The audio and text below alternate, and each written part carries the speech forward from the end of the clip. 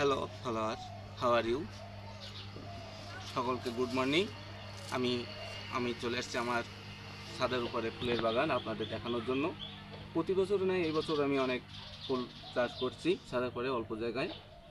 তবে এইবার ফুলের কালেকশনটা আমার নিয়ে আসছে আমাদের শিক্ষক, আমাদের পীযূষকান্তি মজুমদার। উনি আমার চারা এনে দিয়েছিলেন খুলনা থেকে। যাই হোক, এই বছর চারাগুলো বেশি বড় হয় নাই, কারণ এবার দেরিতে লাগানো হয়েছে। তবে আমি মনে করি এবার ফুলগুলো আরও ভালো হবে। আমি কিছু লাগাইছি, দেখেন, এটা হচ্ছে পিটুনিয়া। এই পিটুনিয়া ফুল, এটা হচ্ছে শেড কালার, বিভিন্ন কালার হবে। এটা হচ্ছে চন্দনমল্লিকা।